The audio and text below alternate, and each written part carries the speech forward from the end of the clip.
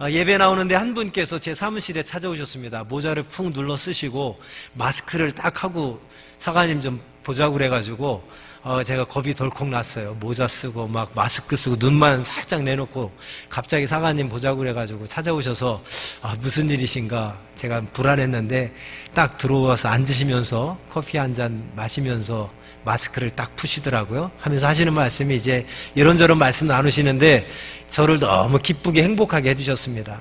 핵심 내용은 뭐냐면 어느 날 기독교 텔레비전을 트는데 CBS TV를 딱 트는데 사관님 한 분이 유니폼을 입고 설교를 하시더래요. 그래서 쭉 설교를 사관님 설교하시네 하고 딱 들어보니까 그때 나오셨던 사관님이 김규환 사관님이었답니다. 그래서 방송 TV 설교를 듣고 너무 은혜 받아가지고 영등포에 와야 되겠다 해서 영등포 형문을 찾아오셔서 지난번에 설교 말씀을 들었다고 그러시더라고요. 그래서 제가 그래서 방송 TV 설교 보고 찾아오셔서 설교 들으시니까 어떻습니까? 그랬더니 역시 다르긴 다르시더라고. 너무 은혜 받았다고 그래서 제가 TV 설교가 이게 중요하구나라는 생각을 하고 너무 행복했습니다. 이렇게 사람들 칭찬 들으면 너무 행복해져서 우리도 옆에 계신 분 한번 칭찬해주고 말씀 듣도록 하겠습니다. 옆에 계신 분 한번 칭찬하겠습니다. 얼굴 보고 항상 아름다우시지만 오늘따라 더 아름다우십니다. 항상 멋지시지만 오늘따라 더 멋지십니다. 제 옆에 앉아주셔서 감사합니다. 제 옆에 앉으셔서 제가 오늘 기분이 너무 좋습니다. 너무 행복합니다. 칭찬은 고래도 춤추게 한다고 합니다. 고래도 춤추는데 사람은 칭찬받으면 얼마나 행복하겠습니까? 근데 우리 칭찬해 주는 거에 참 인색한 것 같아요. 우리 교인들은 앞으로 칭찬을 좀 잘하며 살았으면 좋겠습니다. 자, 질문 한번 해보겠습니다. 우리 박효정 부교님 지금 한 달 넘도록 입원해 계신데 병원에 한 번 이상 병문안 가셨던 분 한번 손 들어보세요. 박효정 부교님 병원에 한 번이라도 가셨던 분. 네. 우리 이우순 부교님 병원에 한 번이라도 가보셨던 분 손 들어보세요. 네. 박효정 부교님 그래도 조금 있으신데 이우순 부교님은 많이들 못 가셨네요. 요즘에 결혼식이 참 많습니다. 또 장례식도 참 많습니다. 그래도 오늘 고마운 것은 어제 결혼한 우리 김창일, 오경숙 성도님 예배 드리고 간다고 지금 비행기 시간 때문에 이제 막 나갔는데요. 그래도 예배 드리고 신혼여행 가겠다고 어제 출발하지 않고 오늘 간다고 그래서 제가 예쁘다고 그랬습니다. 고맙다고 그랬는데 어제도 결혼식이 지인들 2명이나 있었고 요즘 계속 장례식이 터집니다. 세상 사람들은 그럽니다. 장례가 발생에 대해서 연락이 오면 장부부터 보죠. 우리 부모님 돌아가셨을 때 왔나 안 왔나 살펴보고 왔으면 나도 가지고 안 왔으면 안 갑니다. 그리고 장부를 또 한 번 살펴봅니다. 우리 집 상당했을 때 5만 원 했으면 나도 5만 원 해주고 10만 원 했으면 나도 10만 원 해주고 누가 병으로 인해서 병원에 입원했으면 세상 사람들은 그럽니다. 나 아파서 병원에 입원했을 때 저 사람이 왔었나 안 왔었나 와줬으면 나도 가지고 안 와줬으면 나도 안 가고 이게 세상 사람들이고 세상 사람들이 사람을 사랑하고 사귀는 방식입니다. 왜 이 말씀을 드리느냐? 우리는 하나님의 자녀로 세상 사람들과는 좀 달랐으면 좋겠습니다. 어떻게요? 내가 입원했을 때 안 왔어도 저 사람이 입원했으면 가질 수 있는 사랑의 사람이었으면 좋겠습니다. 우리 가정에 상을 당했을 때 저 사람은 장례식에 안 왔는데도 저분의 가정에 가족이 돌아가셔서 장례가 발생되면 나는 가질 수 있는 그런 사랑의 마음 가진 하나님의 자녀가 됐으면 좋겠습니다. 세상 사람들이 살아가는 방식, 세상 사람들이 하는 방식, 우리도 똑같이 따라하지 않고 우리는 뭔가 세상 사람들과는 다른 사람으로 살아갔으면 좋겠습니다. 세상 사람들은 우리를 다 봅니다. 나는 그렇게 했는데 우리는 자기들이 한 것을 뛰어넘어서 더 많은 사랑, 더 큰 사랑, 더 깊은 사랑을 베풀면 우리의 삶 속에서 예수님을 보게 될 줄로 믿습니다. 우리의 삶에는 그런 예수님의 향기와 예수 믿는 사람으로서의 어떤 흔적들을 우리는 나타내 보이며 살아가야 됩니다. 박효정 부교님이 이제 한 달 넘게 입원하셔서 사람이 그렇지 않습니까? 처음 입원할 때는 또 막 가주시는데 한동안 한 일주일은 막 사람들이 다 몰려오는데 그때는 몸도 아프고 피곤한데 사실은 좀 피곤하고 쉬고 싶은 때도 손님들이 와서 모실 때도 있어요. 근데 일주일 지나고 2주일 지나고 한 달쯤 지나면 이제 찾아오는 사람이 없습니다. 그래서 저는 여러분들 어차피 한 번 갈 거면 처음에 다 몰려가지 마시고 처음엔 많이들 가니까 조금 지나고 가시고 아니면 태어나기 직전쯤에 가시고 좀 나눠 갔으면 좋겠어요. 그러나 한 번 갈 거면 그러지만 그렇지 않다면 우리들은 하나님의 사랑으로 좀 자주 찾아뵀으면 좋겠습니다. 어제 결혼식 주례를 제가 했는데 주례 끝나고 바로 박효정 부모님 병원에 가서 신방하고 왔습니다. 요즘 이제 좀 지치실 때고 조금 힘드실 때입니다. 어떤 때보다 우리의 사랑이 필요하고 우리의 따뜻한 관심이 더 필요할 때입니다. 여러분 이럴 때쯤 한 번씩 찾아가 주셔서 손이라도 잡아주시고 기도라도 해주시고 오면 큰 힘이 될 줄로 믿습니다. 지난주 수요일에 저희 결혼 기념일이었습니다. 우리가 22주년이었습니다. 22년째 맞이하는 결혼 기념일 동안 이번에 제일 좋은 선물을 받았습니다. 무슨 선물을 받았느냐? 이호순 부교님 퇴원하시는 선물을 저희 결혼 기념일 때 받았습니다. 제 마음은 주일날 오전에 참여하시는 분들은 간증을 많이 못 들으셔서 좀 자세하게 말씀드리고 싶은데 새벽 예배, 수요 예배, 금요 예배 나오시는 분들은 하도 많이 들어서 지루하실 것 같고 별로 듣고 싶지 않을 것 같아서 짧게만 말씀드립니다. 살기 어려우시다고 가족들 다 모이라고 병원에서 그래서 가족들이 다 한번 모였었습니다. 그리고 수술이 불가능하다고 그랬었습니다.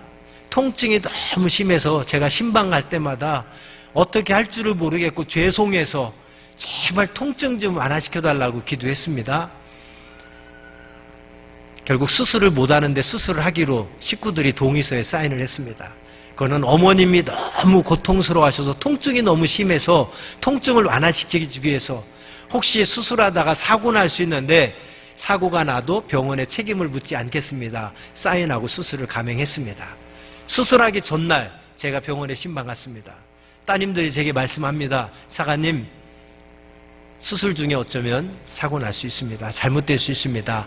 하면서 돌아가시면 사가님께서 장례 인도 다 해주시고 우리 영등포 구세군 교회장으로 하겠습니다.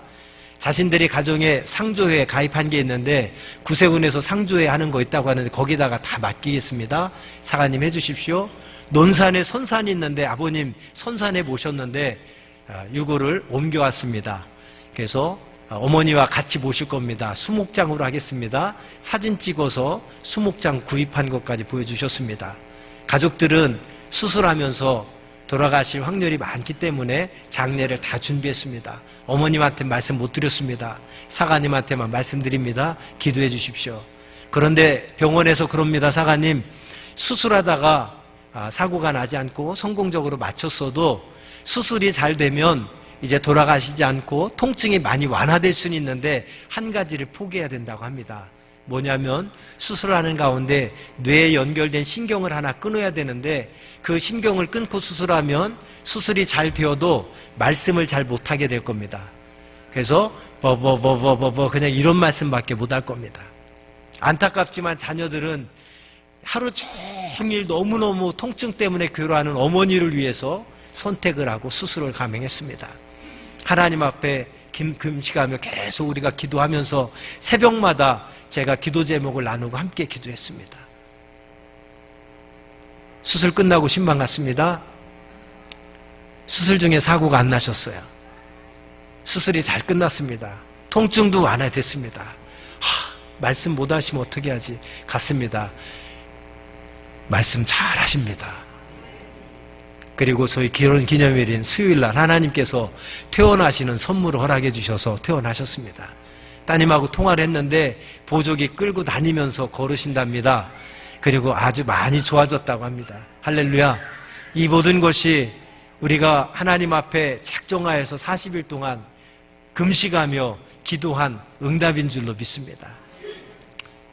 수술이 불가능하다고, 치료가 불가능하다고, 통증이 극심해서 그 통증 갖고 지내시다가 이제 돌아가실 날만 기다려야 된다고 했는데 여러분 수술도 성공적으로 마치고 말씀도 잘 하게끔 하나님 은혜 주시고 여러분 퇴원의 은혜도 허락해 주셔서 여러분 많이 좋아지셨다는 소식 듣고 있습니다. 계속해서 기도해 주시기 바랍니다.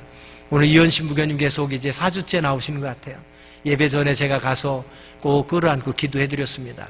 이현신 부교님 처음에 병원에서 퇴원하실 때만 해도 여러 가지 상황이 안 좋으셨습니다. 약간 어떤 치매 증상도 있다고 제가 들었습니다. 이제 교회에는 참 못 나오시겠구나. 새벽마다 시간마다 기도할 때마다 우리 이현신 부교님 위해서 기도했습니다. 하나님, 무의식 중에라도 집에서 찬송이 나오게 해주옵소서. 무의식 중에라도 그 입술에서 기도가 나오게 해 주옵소서. 무의식 중에라도 그 입술을 통해서 말씀이 선포되게 하여 주옵소서. 그로 말미암아 병이 더 악화되지 않게 해 주옵소서. 하나님, 할 수만 있다면 건강이 조금씩 회복되게 하여 주옵소서. 3주 전에 예배를 나오셨어요. 얼마나 감사한지. 매주마다 예배 나오고 있습니다. 말씀 잘 알아들으시고 말씀 잘 하시고 아까는 기도해 드리는데 사관이 감사합니다. 이제 좀 걸을 수도 있고 드시는 거 어떠세요? 먹는 것도 잘 먹습니다. 할렐루야. 여러분 계속해서 기도해 주시기 바랍니다. 어제 박규정 부교님 신방을 했습니다. 거실에서 어딥니까? 그 러비에서 TV를 보고 휠체어에 앉아서 TV 보고 계시더라고요. 가서 다리를 주물러 드리면서 이런저런 말씀을 나누고 기도를 해드리고 왔습니다. 부교님, 변화들이 좀 있습니까? 예, 있습니다. 어디가 변화 있으세요? 여기저기 좀 변화가 있는 것 같습니다. 제가 직접 확인을 했습니다. 처음에 갔을 때는 배꼽 밑으로는 감각이 전혀 없었습니다. 계속 기도하며 여러분 만지고 기도할 때에 무릎에 신경이 조금 느껴진다고 하셨습니다. 어제 갔을 때는 무릎 밑으로 발목까지 조금 사관님 만지는 느낌이 있다고 그러십니다. 발바닥 정중앙 정수리에 통증이나 이런 감각이 조금 있다고 합니다. 전혀 없었는데 그 정도로까지 좋아지셨어요? 변을 보셔도 아무 느낌이 없다고 하는데 이제 변 보실 때 느낌이 생기셨습니다. 소변이 차도 아무 느낌이 없는데 이제 소변이 차오르면 조금 느끼심이 있습니다. 저는 계속해서 신방하면서 기도하면서 제가 몸을 만지며 기도하기 때문에 확실히 변화되고 있음을 저는 봅니다. 확인할 수 있습니다. 그리고 처음에 한 주간 특별 기도회를 가지고 새벽마다 저녁마다 기도할 때 하나님께서 마음 주시기를 전 교인이 우리 박효정 부교님을 위해서 합심하여 기도하라는 마음을 주셨어요. 그래서 40일 금식 기도를 선포하고 릴레이 40일 금식 기도를 시작했습니다. 여러분, 금식 기도를 선포하고 금식 기도 시작되는 첫째 날 새벽에 하나님께서 제게 꿈을 꾸게 하셨는데 박효정 부교님 모든 군살 싹 빠져가지고 날씬한 몸매로 아주 환한 얼굴 표정으로 가족들이 다 나와서 예배하는 모습을 꿈에서 보여주셨어요. 너무 생생하게 꿈꿨습니다. 그리고 딱 깼는데 꿈이어서 얼마나 서운하고 아쉬운지, 이게 현실이었으면 얼마나 좋았을까, 너무너무 아쉬웠어요.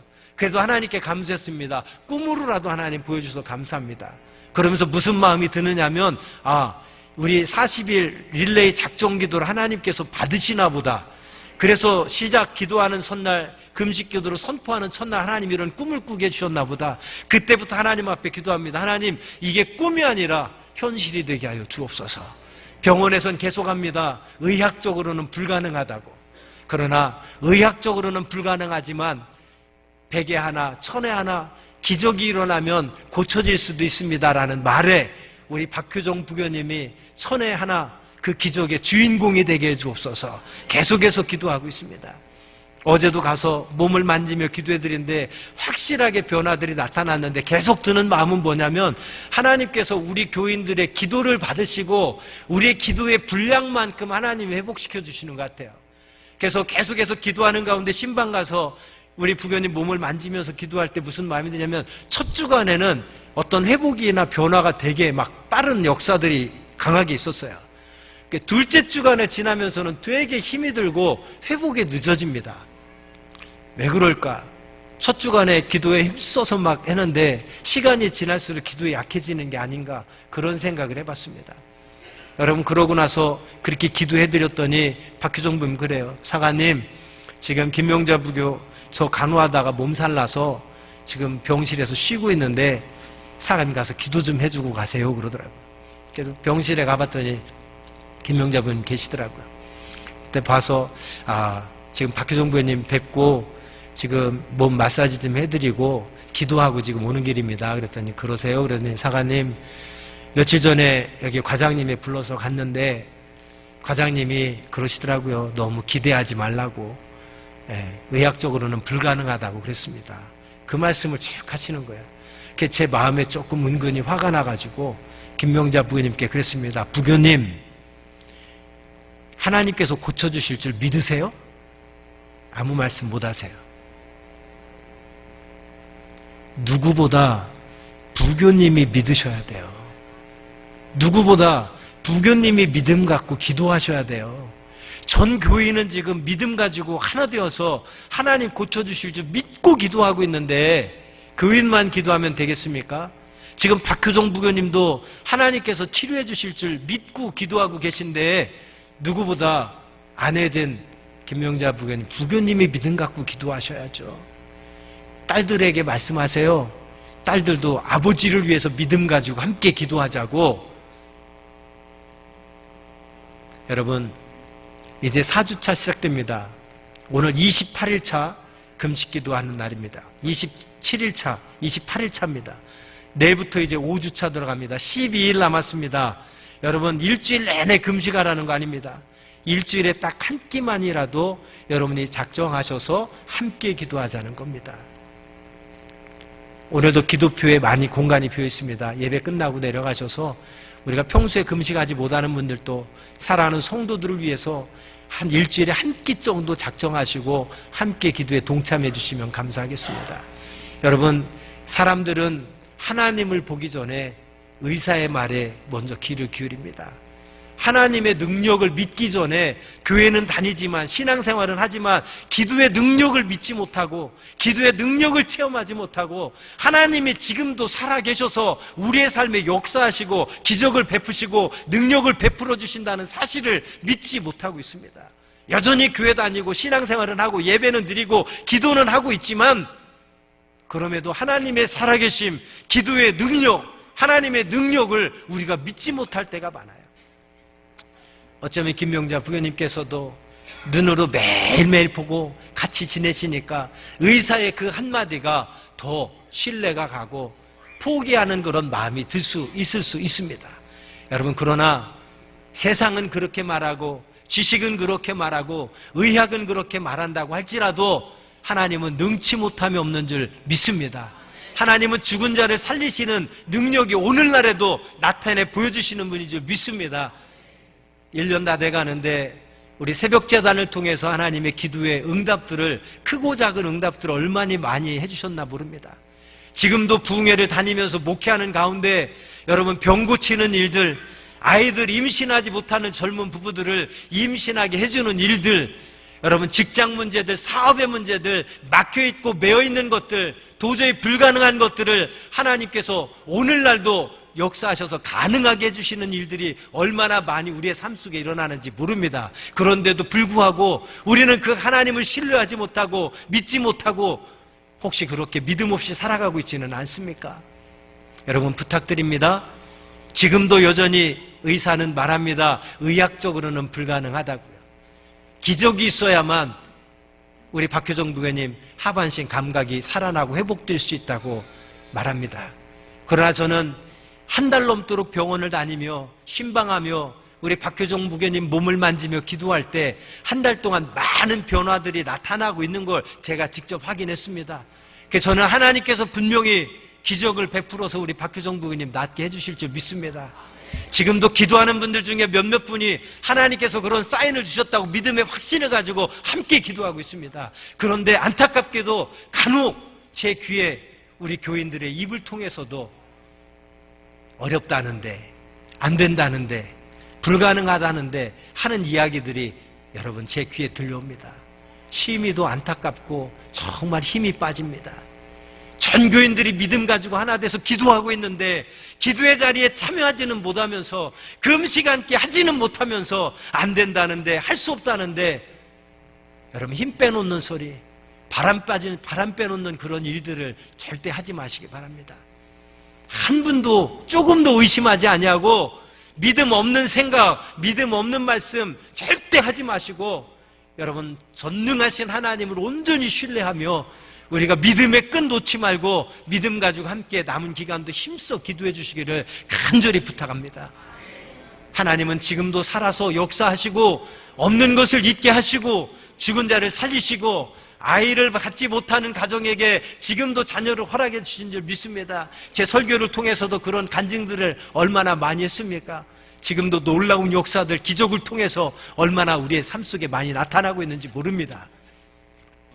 오늘 본문 말씀에 보면 어려서부터 귀신 들린 자녀가 있었는데 그 아이를 아버지가 예수님께 데리고 와서 고쳐달라고 하는 말씀이 기록되어 있습니다. 그런데 예수님은 자리에 안 계셨어요. 제자들 베드로와 요한과 야고보를 데리고 산으로 기도하러 올라가시고 9명의 제자들만 남았습니다. 예수님께 고침받으려고 아이를 데리고 왔는데 예수님이 안 계시니까 아마 제자들이 고쳐주려고 했던 것 같아요. 근데 제자들이 기를 쓰고 힘을 쓰고 애를 써도 그 아이를 고쳐줄 수 없었습니다. 그러자 제자들과 서기관들과 많은 사람이 모여서 논쟁이 일어났습니다. 예수님이 산에서 기도를 끝나고 내려와 보셨습니다. 그러고 보니까 제자들과 무리들이 논쟁이 벌어졌어요. 16절에 조금 더 앞으로 올라가면 16절에 예수님께서 그들을 향해 묻습니다. 너희가 무엇을 그들과 변론하느냐? 무엇을 가지고 너희가 논쟁하느냐? 그러자 17절 말씀 무리 중에 하나가 대답합니다. 선생님, 말 못하게 귀신 들린 내 아들을 선생님께 데려왔나이다. 말 못하는 귀신 들린 내 아들을 예수님을 선생님이라고 생각하고 선생님께 데려왔습니다.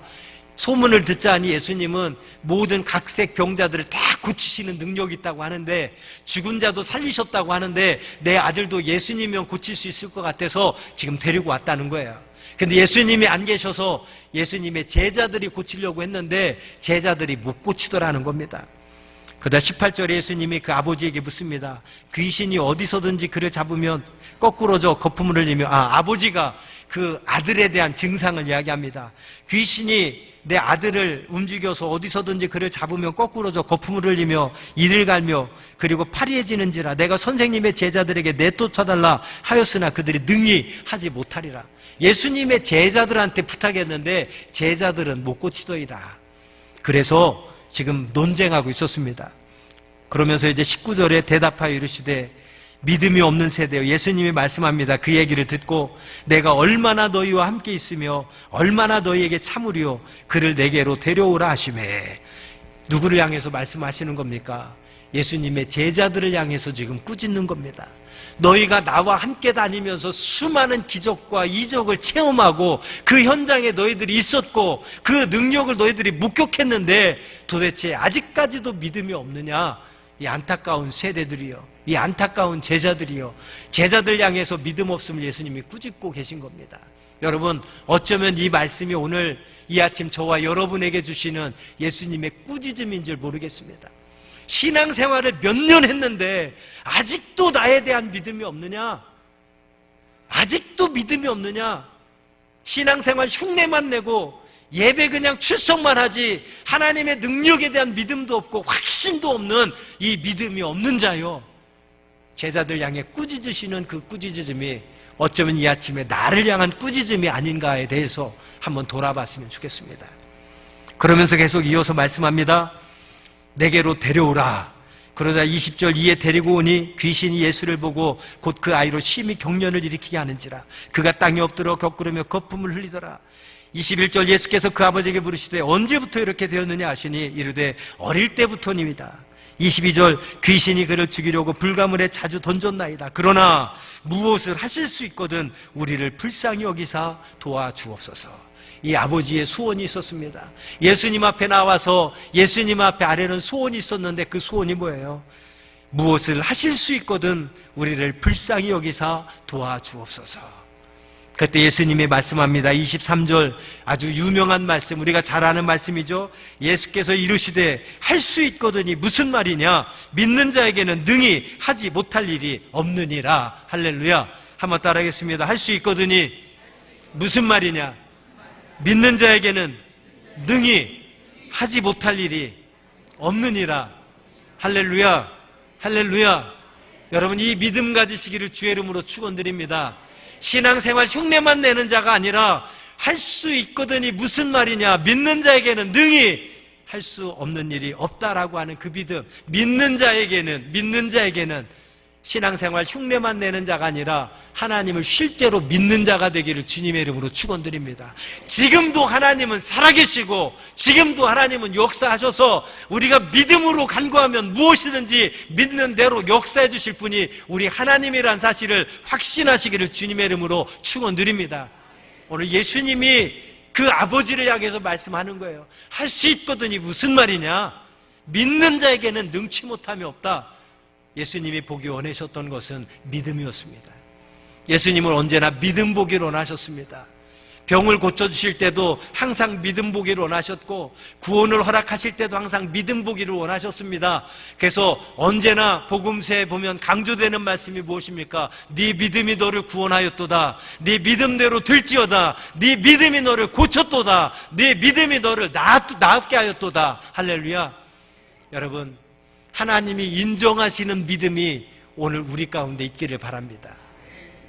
교회만 왔다 갔다 하는 신앙이 아니라 설교를 수없이 듣고 교회 안에서 하나님을 믿는 믿음으로, 그 믿음으로 기도해서 오늘도 놀라운 기적을 베푸시는 하나님에 대한 소식들을 많이 들었는데도 불구하고 전혀 나와 상관없는 이야기들, 전혀 나와 상관없는 응답들, 축복들이 아니라 여러분, 내게도 역사하시는 하나님, 기적을 베푸시는 하나님, 능력을 베푸시는 그 하나님을 진정 믿는 믿음이 우리 가운데 가득하기를 주님의 이름으로 축원드립니다. 할 수 있거든이 무슨 말이냐? 여전히 신앙생활 하면서도 할 수 없다고, 기도한다고 그게 되려나? 의사가 안 된다는데?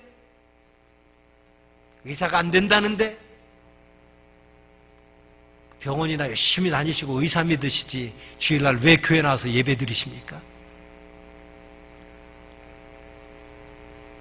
의사도 안 되지만 하실 수 있는 분이 하나님이신 줄 믿습니다.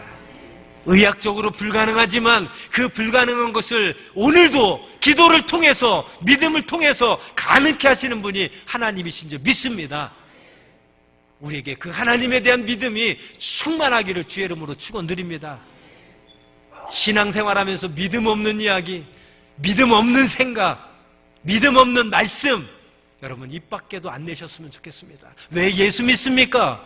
왜 하나님 믿습니까? 왜 예배드립니까? 왜 찬송하십니까? 왜 기도하십니까? 그런 하나님 믿지도 않으면서 하나님은 언제나 먼저 우리의 믿음 보기를 원하세요. 오늘도 분명히 말씀합니다. 이 말씀은 귀신 들린 아이의 아버지에게 주시는 말씀이 아니라 오늘 저와 여러분에게 주시는 하나님의 말씀으로 받으시기를 주의 이름으로 축원합니다. 할 수 있거든이 무슨 말이냐? 믿는 자에게는 능치 못할 일이 없느니라. 그러자 24절에 아이의 아버지가 소리를 질러서 말씀합니다.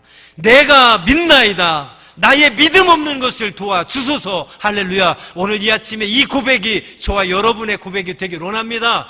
내가 믿음 없이 살아왔다면, 믿음 없는 생각만 하고 살아왔다면, 믿음 없는 말만 얘기했다면, 하나님보다도 세상적인 것, 지식과 경험과 논리들을 더 앞세우고 살았다면 그 모든 것을 내려놓고 하나님, 내가 믿음 없습니다. 나의 믿음 없는 것을 용서하여 주옵소서. 아이의 아버지의 외침이 오늘 이 아침에 저와 여러분의 외침이 되길 원합니다. 우리의 믿음 없음을 하나님 앞에 온전히 회개하면서 내게 믿음 허락해 주옵소서. 믿음 허락해 주옵소서. 하나님께서 이 아침에 성령의 능력으로 믿음을 여러분에게 선물로 허락해 주시길 주님의 이름으로 축원드립니다. 믿음은 내가 믿음 얻고자 해서 얻어지는 게 아니에요. 내가 아무리 믿으려고 힘쓰고 애쓰고 노력한다고 믿음이 주어지는 게 아닙니다. 믿음은 값없이 허락하시는 하나님의 은혜고 선물입니다. 내가 믿으려고 힘쓰고 애쓰지 않아도 사모하는 마음이 있으면 어느 순간 하나님께서 은혜를 베풀어 주셔서 내가 믿지 못했던 모든 것들이 어느 한순간 다 믿어지는 역사가 나타납니다. 그렇게 의심하고 믿으려고 해도 믿지 않았던 것이 어느 순간에 믿어지면서 말할 수 없는 눈물 콧물 쏟으면서 내가 지금까지 지었던 죄들을 다 회개하게 되는 놀라운 역사들이 나타나는 거예요. 그 역사가 무엇입니까? 성령이 내게 임하면 여러분 하나님의 은혜로 어느 한순간 갑자기 그런 역사들이 나타나게 되는 줄 믿습니다. 그래서 믿음은 내가 믿음만 가지려고 노력하고 힘쓰고 애써서가 아니라 사모할 때 값없이 주시는 하나님의 은혜고 선물인 줄 믿습니다. 오늘 이 아침에 그 믿음을 사모하시기를 주님의 이름으로 축원드리고, 사모할 때에 하나님께서 그 믿음을 여러분에게 선물로 주시기를 주님의 이름으로 축원드립니다. 25절, 예수께서 무리가 달려와 모이는 것을 보시고 그 더러운 귀신을 꾸짖어 이르시되 말 못하고 못 듣는 귀신아, 내가 네게 명하노니 그 아이에게서 나오고 다시 들어가지 말라 하시매, 26절, 귀신이 소리 지르며 아이로 심히 격려를 일으키게 하고 나가니 그 아이가 죽은 것 같이 되어 많은 사람이 말하기를 죽었다 하나. 여러분 25절과 26절 속에서 귀신의 역사, 귀신의 특징을 우리가 볼 수 있습니다. 여러분 신앙생활은 영적인 겁니다. 우리가 지식적으로 논리적으로 이해 못할 일들이 이 영의 세계 얼마나 많이 있나 몰라요.